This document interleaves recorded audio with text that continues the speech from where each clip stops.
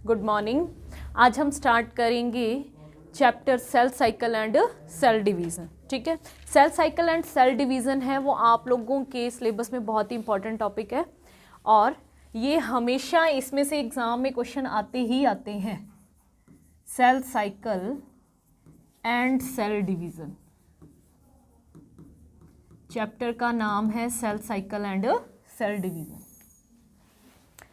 यहाँ पर हम दो टाइप का सेल डिवीज़न पढ़ेंगे, एक है माइटोसिस और एक है मियोसिस। ठीक है, two types of cell division है।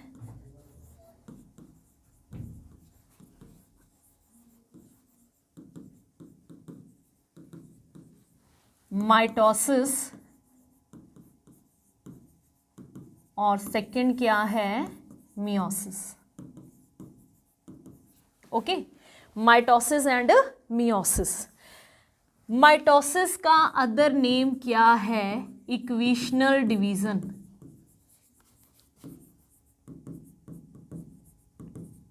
और मियोसिस का क्या होता है, मियोसिस देखो दो होते हैं, meiosis first and meiosis second. Meiosis first को बोलते हैं रिडक्शनल डिवीजन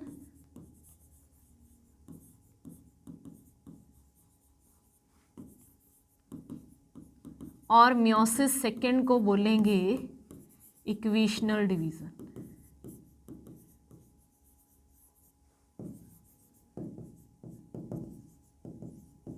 ओके, यानी कि आप ये भी कह सकते हैं कि मियोसिस सेकंड है वो सेम टू सेम माइटोसिस जैसा होता है। ठीक है, सेम टू सेम किसके जैसा होता है, माइटोसिस के जैसा होता है। अब हम यहाँ पर इन दोनों को डिटेल में पढ़ेंगे। सबसे पहला क्वेश्चन देखिए हमारे दिमाग में क्या आता है कि कोई भी सेल है वो डिवाइड क्यों होती है। ठीक है, कोई भी सेल है, क्या जरूरत है उसको डिवाइड होने की, कोई भी सेल है वो डिवाइड क्यों होती है। क्या लिखोगे, यहाँ पे स्टार लगा के पॉइंट लिखो कि जब किसी सेल का कैरियोप्लाज्मिक इंडेक्स है वो डिस्टर्ब हो जाता है तो सेल क्या होती है, डिवाइड। क्या डिस्टर्ब हो जाता है, कैरियोप्लाज्मिक इंडेक्स। लिखो कि cell is divide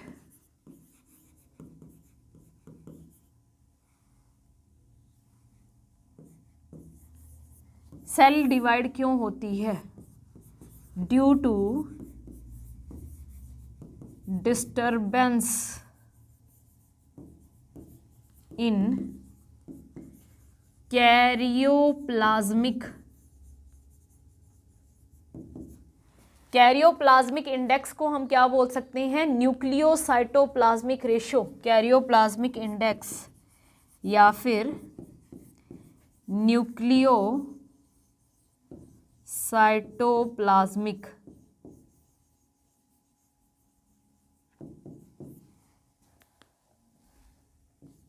ratio of the cell. ठीक है बेटा, ये आप लोगों के एग्जाम में क्वेश्चन आता है कि कोई भी सेल डिवाइड क्यों होती है। कोई सेल डिवाइड क्यों होती है, जब उसका क्या डिस्टर्ब हो जाता है, कैरियोप्लाज्मिक इंडेक्स या फिर न्यूक्लियोसाइटोप्लाज्मिक रेशो।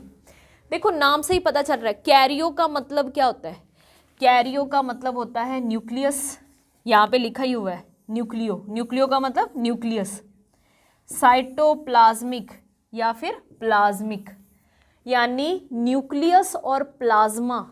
प्लाज्मा क्या होता है, प्लाज्मा या साइटोप्लाज्म जो सेल के अंदर मैट्रिक्स भरा हुआ होता है वो क्या है, कम रह जाते हैं, बट सेल का ग्रोथ होता रहता है, सेल की ग्रोथ होती रहती है, सेल का साइज बढ़ता रहता है। तो न्यूक्लियस है वो सेल की एक्टिविटीज़ को कंट्रोल नहीं कर पाता। देखिए क्या होगा इसके अंदर,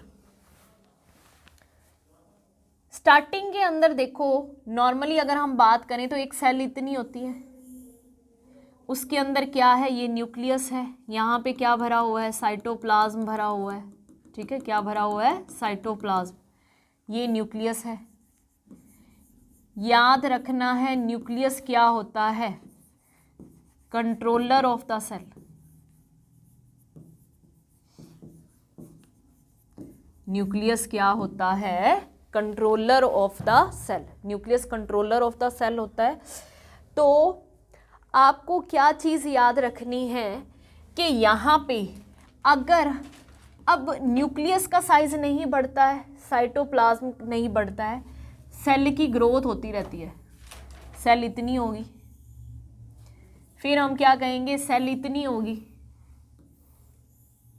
और न्यूक्लियस है वो उतना का उतना, न्यूक्लियस है वो उतना का उतना।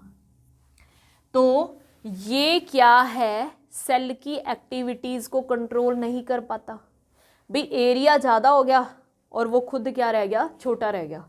तो वो सेल की सारी एक्टिविटीज़ को, मेटाबॉलिक जो एक्टिविटीज़ हैं उनको कंट्रोल नहीं कर पाता, और फिर सेल को लास्ट में क्या है, डिवाइड होना पड़ता है भी। जब एक्टिविटीज़ ही नहीं कंट्रोल हो रही भी, सेल है तो हमारी बॉडी है, ठीक है, क्योंकि हमें पता है कि cell is the unit of body, ठीक है। Cell is the structure and functional unit of the body, यानी हमारी पूरी बॉडी की स्ट्रक्चर भी सेल से मिलके बनी हुई है, हमारे सारे फंक्शन भी कौन करती है, सेल ही करती है।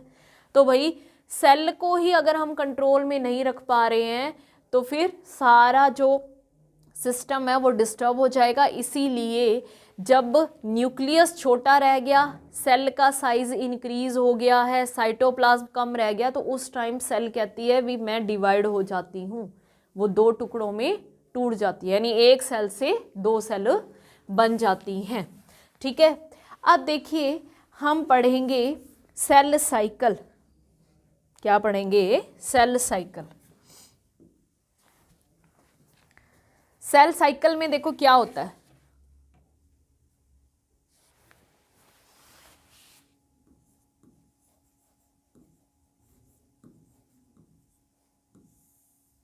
सेल साइकिल में हमारे पास क्या होता है, 2 फेजेस होती हैं। कौन कौन सी फेज है, एक तो है इंटरफेज और एक होती है एम फेज। इन दोनों फेजेस के बाद सेल साइकिल कंप्लीट हो जाता है। इंटरफेज और एम फेज, इन दोनों को हम डिटेल में पढ़ेंगे अब, ठीक है। सेल साइकिल में क्या आती हैं, 2 फेजेस आती हैं, एक है इंटरफेज और एक क्या है, एम फेज। एम फेज को हम क्या बोलते हैं, डिवीजन फेज भी बोलते हैं। एम फेज को क्या बोलते हैं, डिवीजन फेज भी बोला जाता है।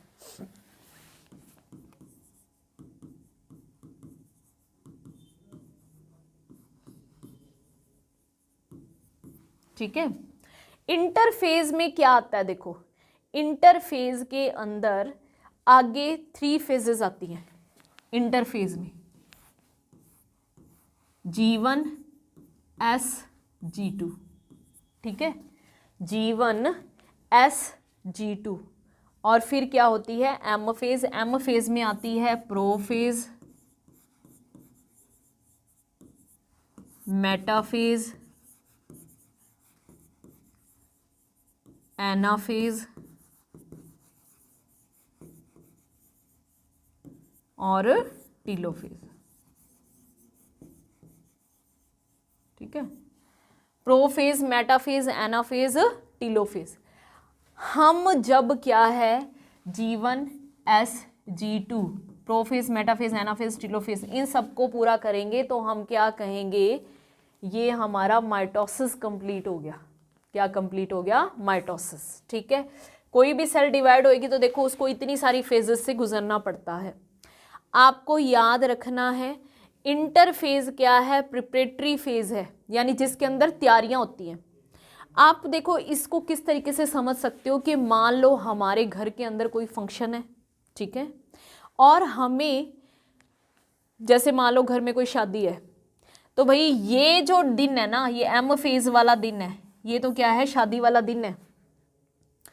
उससे पहले हमें क्या करना होता है, टेंट वाले को कहना है, मिठाई वाले को कहना है ना, कोई नए कपड़े लेने हैं, शॉपिंग करनी है, कुछ भी करना है, जो भी हमें गोल्ड खरीदना है, जो भी हमें तैयारियां करनी है, वो सारी तैयारियां कब होती हैं, इसमें होंगी, तो ये वाली जो फेज है इंटरफेज, इंटरफेज तो क्या है, ये क्या है शादी वाला दिन, और ये क्या है तैयारियां, यानी इस फेज के अंदर तो सेल क्या है डिवाइड होएगी, ठीक है, और ये जो तीनों फेजेस हैं इनके अंदर क्या है डिवीजन की तैयारियां होती हैं। भाई अगर कोई सेल है वो 1 से 2 सेल में कन्वर्ट हो रही है, मान लो ये एक सेल है, ये सेल 2 सेल में डिवाइड हो रही है, तो सिंपल सी बात है भाई, जब इस सेल से ये 2 सेल बनेंगी, न्यूक्लियस भी 2 चाहिए, ठीक है, माइटोकॉन्ड्रिया भी 2 चाहिए, राइबोसोम भी 2 चाहिए, लाइसोसोम भी 2 चाहिए, साइटोप्लाज्म भी ज़्यादा चाहिए, है ना, हर चीज़ हमें डबल चाहिए, तो उसकी तैयारी तो करनी पड़ेगी। डीएनए हमें डबल करना पड़ेगा, प्रोटीन्स चाहिए बहुत सारे, आरएनए चाहिए, मतलब जिन जिन चीज़ों की ज़रूरत है वो सारी यहाँ पे बनाए जाते हैं। G1S और G2 में पूरी तैयारी की जाती है, भी सेल को डिवाइड होना है, ठीक है। तो हम सबसे पहले इंटरफेस करेंगे।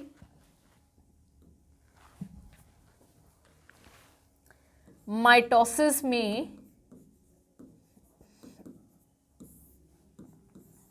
फर्स्ट इंटरफेज,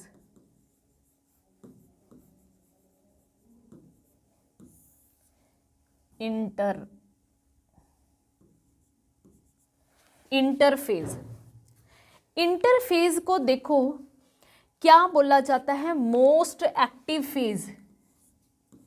ये क्वेश्चन आपसे पूछा जा सकता है कि सेल साइकिल की सबसे एक्टिव फेज कौन सी होती है, सेल साइकिल की सबसे एक्टिव फेज कौन सी होगी, इंटरफेज होगी, क्योंकि सारी तैयारियां तो इसी के अंदर हो जाती हैं, तो ये क्या है सबसे एक्टिव फेज है। इस फेज को कुछ साइंटिस्ट ने रेस्टिंग फेज भी कहा है, रेस्टिंग फेज क्यों कहा है वो लिख लीजिए, रेस्टिंग फेज बोला है कुछ साइंटिस्ट ने। रेस्टिंग फेज कहने का रीजन देखिए क्या है, एक्चुअली इसको रेस्टिंग फेज इसलिए कहा जाता है क्योंकि इंटरफेज के अंदर क्या तैयारियां होती हैं, कोई हलचल तो नहीं हो रही सेल के अंदर, डिवाइड नहीं हो रही, कुछ कॉन्ट्रैक्ट नहीं हो रहा, कुछ भी नहीं हो रहा है, तो इसके अंदर हर चीज़ है वो धीरे धीरे डबल हो रही होती है, तो वो एक्टिविटीज़ हैं वो माइक्रोस्कोप के अंदर दिखाई नहीं देती, ठीक है। तो इसी वजह से कुछ साइंटिस्ट क्या कहते हैं भाई ये जो सेल की रेस्टिंग स्टेज होती है, मतलब इसके अंदर सेल के अंदर कुछ भी नहीं होता, लेकिन बाद में इसको देखा गया, इसकी स्टडी की गई तो पता चला कि ये तो सबसे एक्टिव फेज है भाई, इसके अंदर तो सारी तैयारियां, काम ही सारा इस फेज के अंदर हो जाता है, बाद में तो क्या डिवाइड ही होना है, ठीक है। तो रेस्टिंग फेज क्यों लिखा है, लिखो because changes in this stage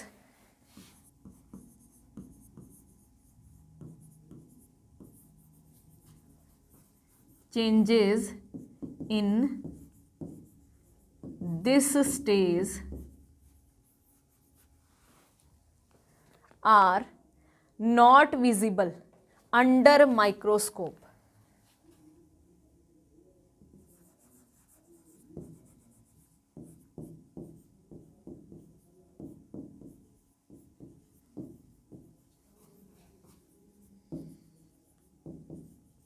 ठीक है, माइक्रोस्कोप में इसके अंदर जो चेंजेस होते हैं उनको हम नहीं देख पाते, इसीलिए इस स्टेज को रेस्टिंग फेज भी कहा जाता है। आगे इसके अंदर क्या आती है, G1S और G2, ठीक है। G1 को क्या बोलते हैं, first growth gap phase, first gap phase, या फिर प्री डीएनए सिंथेसिस फेज भी कहा जाता है। यहाँ पे क्या होता है, initiation of DNA replication, initiation of DNA replication. Replication का मतलब क्या होता है, डीएनए की कॉपी बननी है वो स्टार्ट होती है, इनिशिएशन का मतलब शुरू होता है काम, ठीक है। डीएनए रेप्लिकेशन है वो स्टार्ट हो जाता है। Synthesis of different type of RNA and proteins, synthesis of different type of RNA and protein RNA और प्रोटीन का जो सिंथेसिस है वो भी क्या हो जाता है, स्टार्ट हो जाता है। ठीक है, एक और point, cell grow maximum in G one stage. ये क्वेश्चन आपसे पूछ सकते हैं कि सेल कब मैक्सिमम ग्रो कर जाती है। सेल ग्रो मैक्सिमम, सेल है वो मैक्सिमम ग्रो कब कर जाती है, जीवन स्टेज के अंदर कर जाती है। इसके बाद अपनी नेक्स्ट स्टेज आती है एस फेज। एस फेज पे हमेशा क्वेश्चन आता है। एस का मतलब क्या है, सिंथेसिस फेज। ठीक है, आपसे यहाँ पे क्वेश्चन क्या पूछा जाता है कि रेप्लिकेशन ऑफ डीएनए है, सिंथेसिस है, डीएनए यहाँ पे मतलब हो जाता है। स्टार्ट कहाँ पे हुआ था, G1 के अंदर, यानी डीएनए की कॉपी बननी है वो स्टार्ट होती है G1 के अंदर, और यहाँ पे कंप्लीट सिंथेसिस हो जाता है। आपसे ये पूछेंगे सिंथेसिस ऑफ डीएनए कहाँ पे होता है, तो आपने G1 नहीं बोलना, आपने S बोलना है। ठीक है, सिंथेसिस ऑफ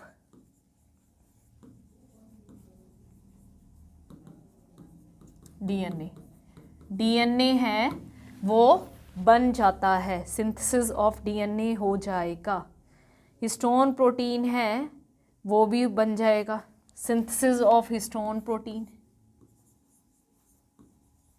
एक बार एग्जाम में ये क्वेश्चन पूछा गया था, सिंथेसिस ऑफ हिस्टोन प्रोटीन।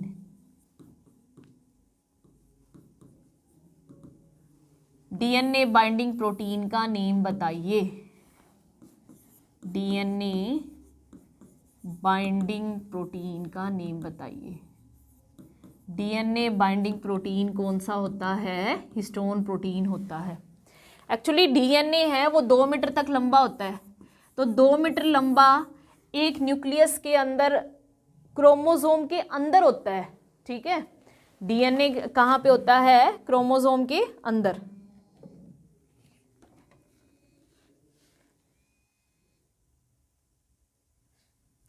तो क्रोमोसोम के अंदर 2 मीटर लंबे डीएनए का फिट आना बहुत ही ज़्यादा मुश्किल होता है।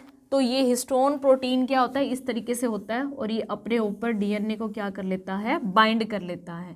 तो डीएनए बाइंडिंग प्रोटीन का नाम क्या होता है, हिस्टोन प्रोटीन होता है। ठीक है,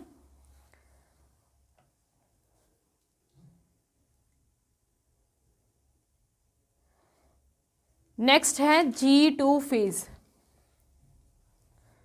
फाइनल प्रिपरेशन वाली फेज है। G2 क्या है, फाइनल प्रिपरेशन।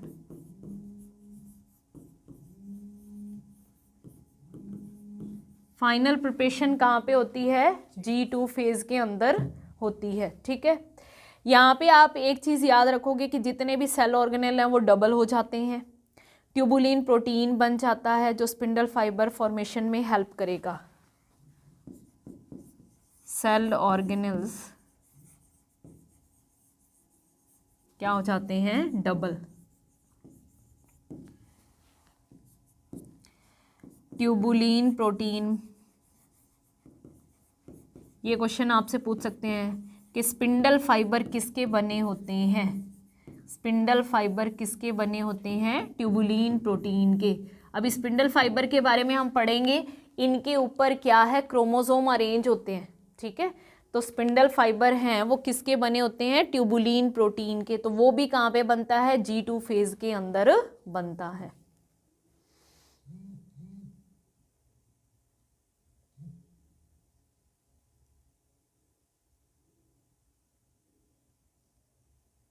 अब आती है डिवीजन फेज या एम फेज। डिवीजन फेज या फिर अपन क्या बोलेंगे, एम फेज। एम फेज में हमारे पास 4 फेजेस हैं, प्रोफेज, मेटाफेज, एनाफेज, टेलोफेज। सबसे पहले क्या है, प्रोफेज।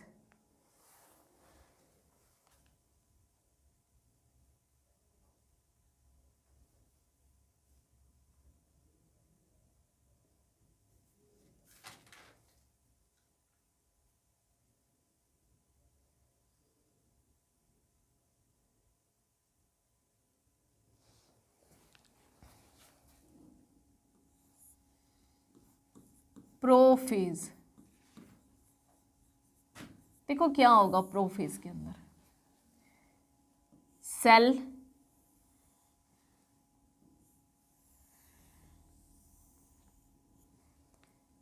इसमें अर्ली प्रोफेज के अंदर क्या होगा, न्यूक्लियस होता है अर्ली में, अर्ली प्रोफेज। और जब लेट प्रोफेज आएगी, लेट प्रोफेज, तब तक क्या है, न्यूक्लियस, न्यूक्लियोलस सब क्या हो जाते हैं, डिसअपीयर हो जाएंगे। मतलब ऐसे हमें यूँ पता चलेगा कि न्यूक्लियोलस वगैरह सब क्या हो रहे हैं, डिसअपीयर, धीरे धीरे। न्यूक्लियर मेम्ब्रेन है सब कुछ, जैसे यहाँ पे न्यूक्लियस है, ये न्यूक्लियोलस है, ठीक है। यहाँ पे क्या पढ़े हैं, क्रोमेटिन थ्रेड पढ़े हैं। ये धीरे धीरे क्या होगा यहाँ पे, अब ये जो न्यूक्लियस है ना, न्यूक्लियस के यहाँ पे क्या होता है बेटा, सेंट्रियोल। क्या होता है, सेंट्रियोल। अब देखो जब सेल ऑर्गेनेल्स डबल होते हैं, सेंट्रियोल भी डबल हो जाएगा, सेंट्रियोल डबल हो जाएगा।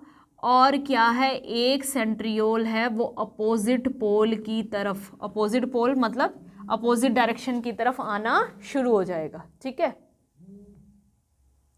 अपोजिट डायरेक्शन की तरफ आना शुरू हो जाएगा। लेट में आते आते क्या होगा, न्यूक्लियोलस, ये न्यूक्लियोलस, न्यूक्लियस, ये सब क्या हो जाते हैं बेटा, डिसअपीयर हो जाएंगे, गायब हो जाएंगे। ये सेल है, सेल का ये क्या है, साइटोप्लाज्म होगा। और यहाँ पे हम क्या कहेंगे, ये क्रोमेटिन थ्रेड इस तरीके से फ्री हो जाएंगे। और एक सेंट्रियोल यहाँ पे होएगा और दूसरा सेंट्रियोल यहाँ पे होगा। और इनसे क्या है, इस तरीके से एस्ट्रल रेज निकलनी शुरू हो जाती हैं। ये एस्ट्रल रेज क्यों निकलती हैं, बाद में क्या है, स्पिंडल फाइबर बनेंगे यहाँ पे इस तरीके से, ठीक है। और फिर इनसे इस तरीके से ट्यूबुलिन प्रोटीन होता है ना, अपन ने देखा था ट्यूबुलिन प्रोटीन बना है, इस तरीके से स्पिंडल फाइबर फॉर्मेशन होनी शुरू हो जाती है। ये स्पिंडल फाइबर क्यों बन रहे हैं, ये इसलिए, मतलब ये थ्रेड लाइक स्ट्रक्चर्स होती हैं जिनके ऊपर क्रोमोसोम आके अटैच होंगे, क्रोमोसोम आके क्या है, इनके ऊपर चिपक जाएंगे भाई, उनको सपोर्ट देने के लिए, वरना ये तो क्या है, इस साइटोप्लाज्म में इधर उधर तैरना शुरू कर देंगे। तो ये धागे जैसी तो स्ट्रक्चर हैं, तो इनको इनके ऊपर बाइंड अप करने के लिए इस तरीके से हमारे पास क्या बन जाएंगे, स्पिंडल फाइबर बन जाएंगे, ठीक है। और यहाँ पर अब क्या होगा, क्रोमेटिन थ्रेड है वो धीरे धीरे कंडेंस होंगे और क्रोमोसोम में कन्वर्ट होना शुरू हो जाएंगे।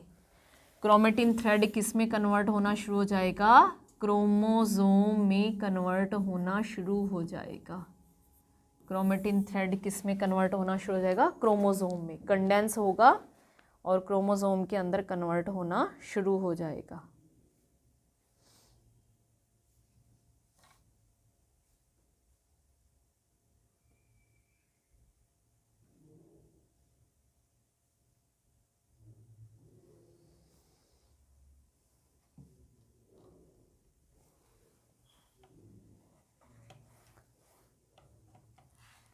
अब देखिए मेटाफेज के अंदर क्या होगा, यहाँ पे आप स्टार लगा के पॉइंट लिख लो, Golgi complex, ER, nucleolus, nuclear envelope सब क्या हो जाएंगे, डिसअपीयर। गोल्जी कॉम्प्लेक्स,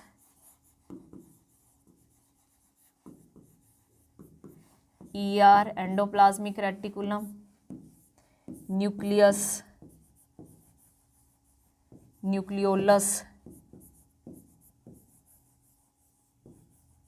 सब क्या हो जाएंगे, ये सब क्या हो जाएंगे, डिसअपीयर, यानी गायब हो जाएंगे एक बार, ठीक है भाई। अब आई है सेकेंड स्टेज जिसका नाम क्या है, मेटाफेज।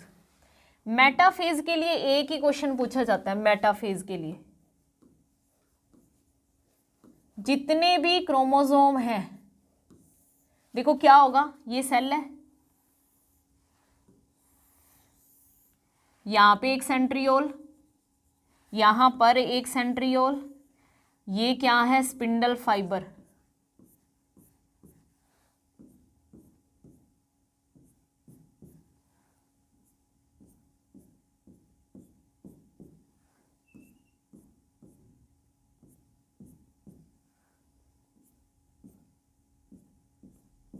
सारे के सारे क्रोमोसोम इन स्पिंडल फाइबर्स पे इस तरीके से एक लाइन में अरेंज हो जाएंगे, इस तरीके से। यानी क्या कहते हैं कि मेटाफेज स्टेज के अंदर क्या बनती है, मेटाफेज प्लेट, या फिर इसको क्या बोलते हैं, इक्वेटोरियल प्लेट। यहाँ पे ये सारे के सारे एक लाइन में होते हैं, तो इसे क्या बोलते हैं, मेटाफेज प्लेट, या फिर क्या बोलते हैं, इक्वेटोरियल प्लेट। ठीक है, बिल्कुल बीच में सारे क्रोमोसोम एक लाइन के अंदर अरेंज हो जाते हैं, इक्वेटोरियल प्लेट बन जाती है। क्वेश्चन क्या आता है कि कौन सी ऐसी स्टेज है जिसके अंदर हम क्रोमोसोम की इजीली स्टडी कर सकते हैं। मेटाफेज, स्टार लगा के पॉइंट लिखो। In this stage morphology of chromosome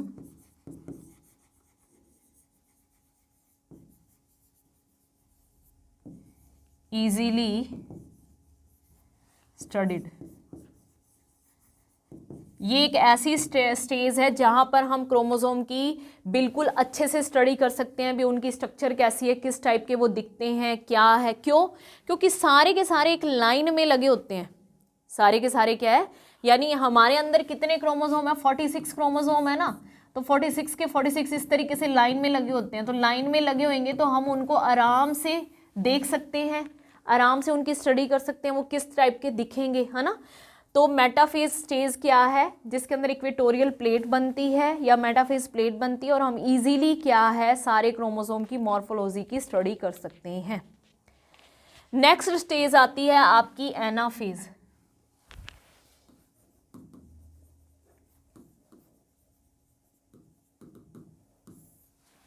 question क्या आता है, डिवीजन ऑफ सेंट्रोमियर कहाँ पे होता है, एनाफेज में। डिवीजन ऑफ सेंट्रोमियर, सेंट्रोमियर क्या है भी, अगर हम एक क्रोमोसोम का डायग्राम बनाते हैं तो इसमें ये क्या है, सेंट्रोमियर है, ये क्या है, सेंट्रोमियर है। ठीक है, तो डिवीजन ऑफ सेंट्रोमियर कहाँ पे होता है, एनाफेज स्टेज के अंदर होता है, और सिस्टर क्रोमेटिड्स हैं वो सेपरेट हो जाएंगे ईच अदर।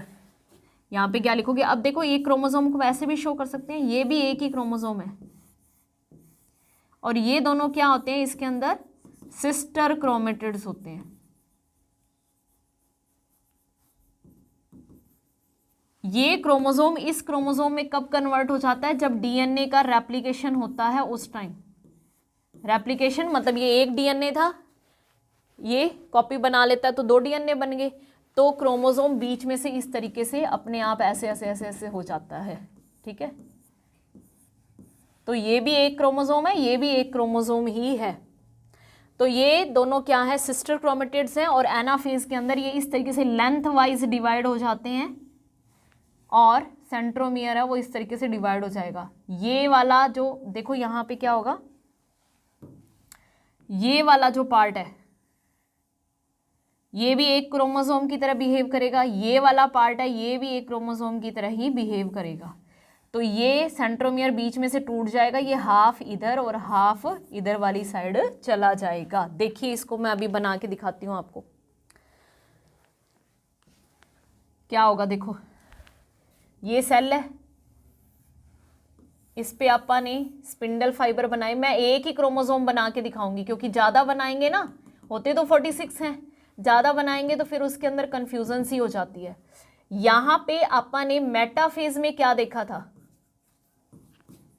मेटाफेज में हमने देखा कि यहाँ पे मान लो एक क्रोमोसोम मैं लगा रही हूँ इस तरीके से, ये एक क्रोमोसोम इस तरीके से लगा हुआ होता है,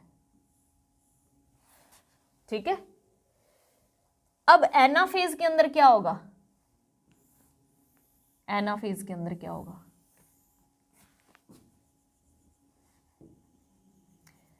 ये लेंथ वाइज ऐसे स्प्लिट हो जाएगा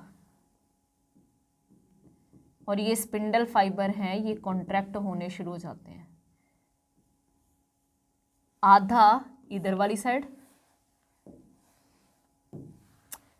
ये इतना इतना पार्ट है ये इधर वाली साइड चला जाएगा, यानी ये इधर वाली साइड और ये आधा इधर वाली साइड, ये इधर की तरफ मूव करेगा और ये इधर की तरफ मूव करेगा। बात समझ में आई। एनाफेज के अंदर सेंट्रोमियर, सेंट्रोमियर कौन सा, ये वाला, ये बीच में से लेंथ वाइज क्या हो गया, डिवाइड हो गया और ये वाला जो पार्ट है ये इधर चला गया और ये वाला पार्ट है ये इधर आ जाएगा, ठीक है। तो इस तरीके से 46 के 46 क्रोमोसोम, ये एनाफेज है, एनाफेज में 46 के 46 क्रोमोसोम इस तरीके से टूट जाएंगे और 46 इधर पहुंच जाएंगी आर्म्स और 46 ही इधर पहुंच जाएंगी, ठीक है।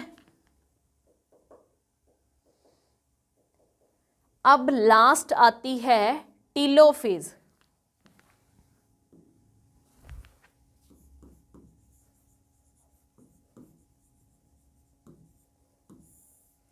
एक तो क्वेश्चन आता है, ये क्या है, रिवर्स है प्रोफेज की, क्वेश्चन आता है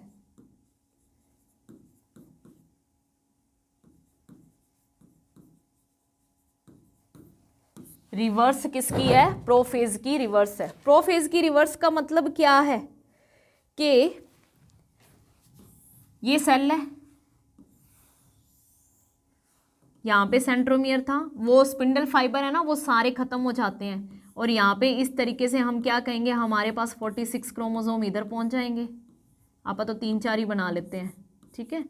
और यहाँ पर भी हमारे पास क्या है, 46 क्रोमोसोम पहुँच जाएंगे,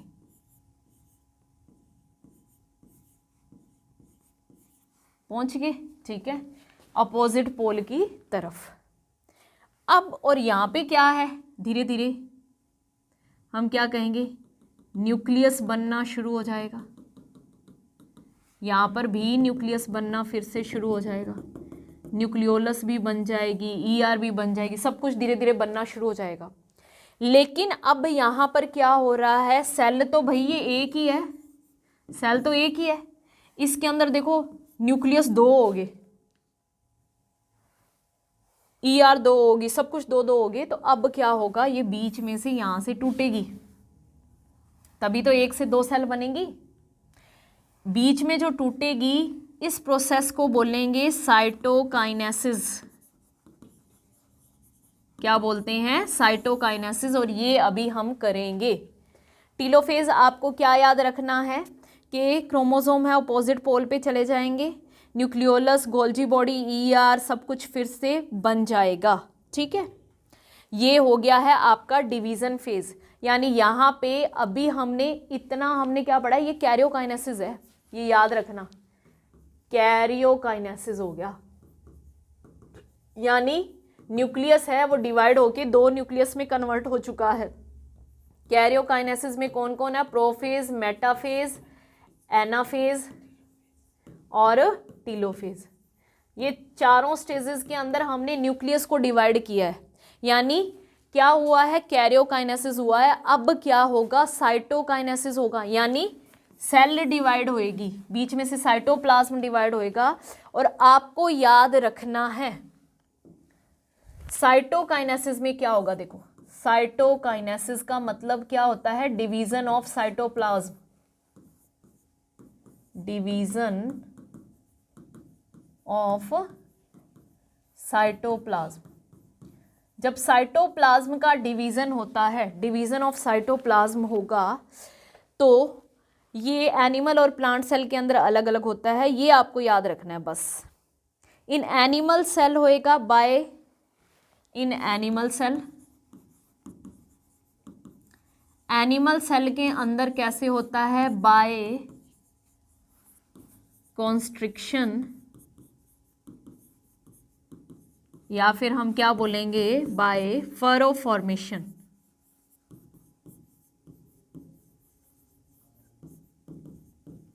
ठीक है, बाय कॉन्स्ट्रिक्शन या फिर बाय फरो फॉर्मेशन। और प्लांट सेल के अंदर by cell plate formation. In plant cell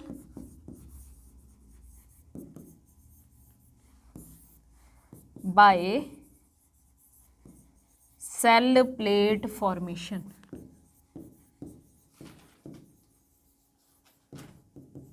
ठीक है, तो ये भाई आप लोगों का ये दोनों ही क्वेश्चन कंपटीशन एग्जाम में पूछे गए हैं कि साइटोकाइनेसिस एनिमल सेल में कैसे होता है और साइटोकाइनेसिस प्लांट सेल के अंदर कैसे होता है। ये आपका माइटोसिस जो सेल डिवीजन है वो कंप्लीट हो गया है, इक्वेशनल डिवीजन। ये क्या है, हमारी बॉडी की ग्रोथ के लिए जरूरी होता है, मतलब ये हमारे अंदर लगातार चलता ही रहता है माइटोसिस। इसके अंदर क्या होगा, एक सेल डिवाइड होती है, अगर उसके अंदर 46 क्रोमोसोम है, उससे 2 सेल बनेगी, उनके अंदर भी क्या होंगे, 46 क्रोमोसोम होंगे। इसीलिए तो इसको क्या बोलते हैं, इक्वेशनल डिवीजन। मतलब हमारी ग्रोथ हो रही है, एक सेल से 2 सेल बन रही हैं, वो कौन सा हो रहा है, माइटोसिस हो रहा है। अभी सबके अंदर क्रोमोसोम की काउंट क्या बनी रहे, इक्वल बनी रहे। ठीक है, तो ये माइटोसिस आप लोगों का कंप्लीट हो गया है। नेक्स्ट क्लास में हम करेंगे मियोसिस। ठीक है, ओके, बाय बाय।